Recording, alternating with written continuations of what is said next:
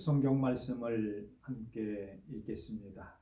성경 말씀은 이사야서 43장 14절부터 21절까지 말씀입니다.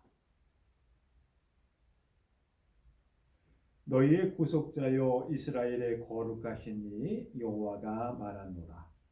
너희를 위하여 내가 바벨론에 사람을 보내어 모든 갈대아 사람에게 자기들이 연락하던 배를 타고 도망하여 내려가게 하리라.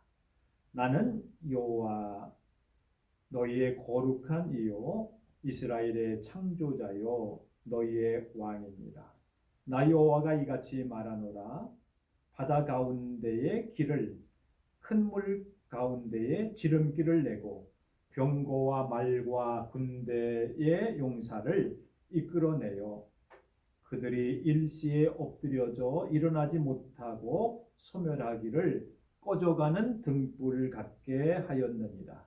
너희는 이전 일을 기억하지 말며 옛날 일을 생각하지 말라.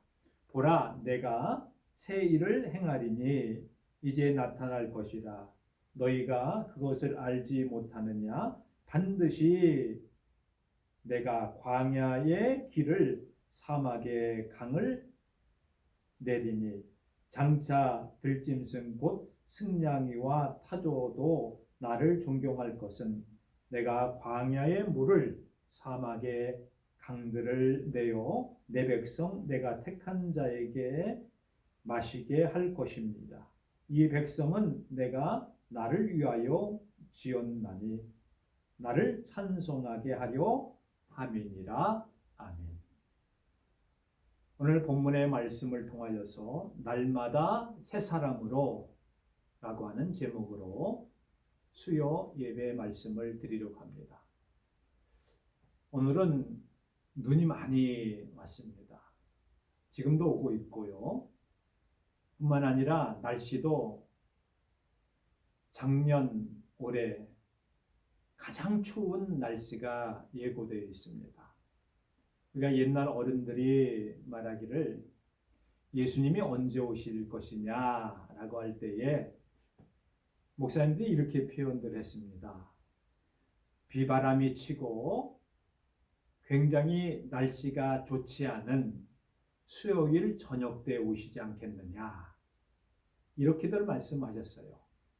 그 내용은 가만히 생각해 보니까 비바람이 치지요. 수요 예배에 가기 싫지요. 또 여건도 어렵지요. 길 나서기도 어렵지요. 그렇게 어려울 때에 그때에 교회를 찾아가는 사람, 그런 사람은 정말로 예수님을 만날 수 있는 그런 마음을 가지고 있는 사람이다. 이렇게 표현하시기 때문에 그런 말씀을 하신 것 같이 여겨집니다. 어떻든지 간에 수요 예배를 통하여서 하나님께서 이스라엘 백성들에게 구속과 구원의 약속을 하시면서 나는 너희의 거룩한 이요 이스라엘의 창조주요 너희의 왕이니라.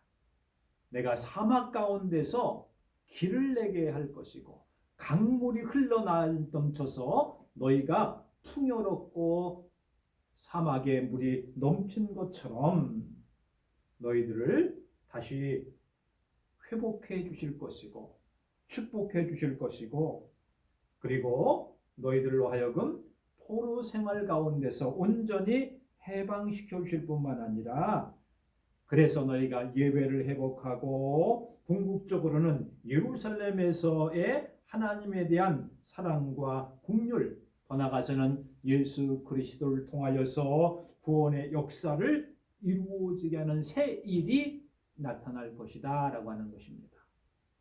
새해를 맞이하면서 날마다 우리가 새로워지고 2020년을 돌아볼 것이 아니라 앞을 향하여서 나가는 우리의 신앙 자세가 중요합니다. 주일 첫 예배도 말씀을 드렸습니다만은 일일 시호일이라고 하는 말이 있습니다. 날마다 좋은 일이 일어나게 되어진다. 그 좋은 일이라고 하는 것은 그날이 굳은 날이든지 어려운 날이든지 고난의 날이든지 간에 하나님께서 주시는 말씀을 우리가 잘 기억하면서 내게 주어진 모든 일은 하나님께서 허락하여 주셨기 때문에 가장 좋은 일이로구나. 매일매일이 좋은 일, 새로운 일이라고 생각해야 합니다. 우리는 늘 초행길을 걸어가는 사람입니다.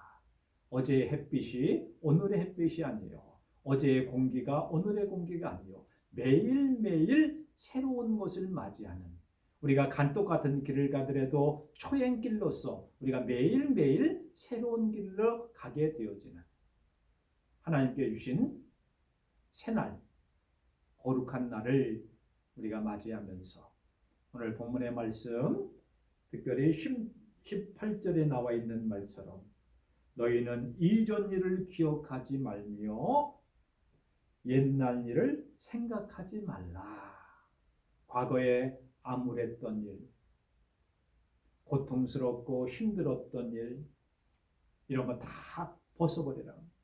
더 나아가서는 죄악에 빠졌던 모든 일들을 버리라고 합니다. 옛사람의 일을 버리라고 하는 겁니다. 옛사람을 벗어버리라고 하는 것입니다. 옛날의 습관들을 다 버리라고 하는 겁니다. 왜? 앞으로 새 일을 행하겠다라고 말씀을 하셨기 때문입니다. 그렇습니다. 새 사람은 단순히 새로운 환경에서 적응하면서 도덕적으로 마음을 새롭게 하여서 그런 것들이 새 사람이 아닙니다. 새 사람 마음을 다시 한번 새롭게 먹고 우리가 잘 옛날 습성들을 개선하고 좀 잘해보아야 되겠다. 이런 것만도 아닙니다.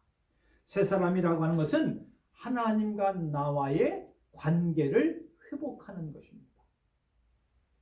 하나님과 나와의 질서를 회복하는 겁니다. 새롭게 만들어진 그리스도의 모양과 형상대로 만들어진 그 모습을 되찾는 일이요. 그것이 바로 하나님과 나와의 관계를 회복하는 일입니다. 뿐만 아니라 새로운 가치관을 가져야 됩니다.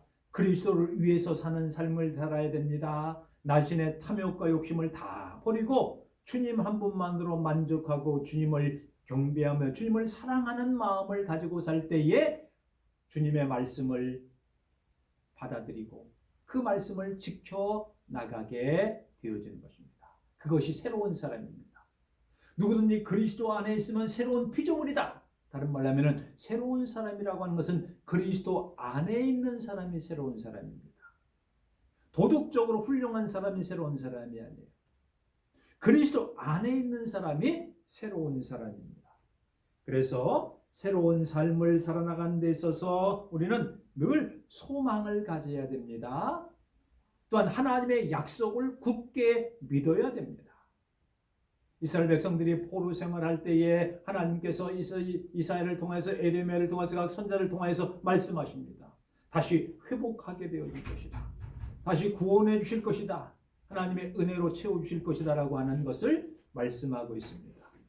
옳습니다. 하나님께서 그렇게 말씀을 하실 줄로 믿기에 감사하면서 믿음으로 살아나가는 삶이 중요하다라고 하는 것을 말씀하고 있습니다.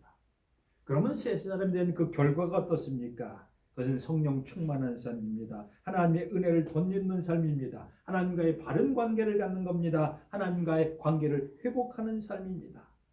그러기에 우리는 영원한 하나님 나라를 위해서 영광 가운데 하나님 앞에 나가는 자세가 중요하다라고 하는 것입니다. 왜 그렇습니까? 이 백성에게 내가 새 찬송을 허락하시겠다. 백성들로 하여금 찬송하게 하시겠다라고 하는 말씀을 기억하시면서 믿음으로 하나님 앞에 영광을 돌리며 새 사람으로서의 삶을 살아나가야 할 것입니다. 기도하시겠습니다. 하나님 아버지, 그 크신 사랑과 은혜를 감사드립니다. 그리스도 안에서 새로운 피조물로서의 삶을 살아나가게 하시옵소서. 주 예수 그리스도의 이름으로 기도 올리옵니다.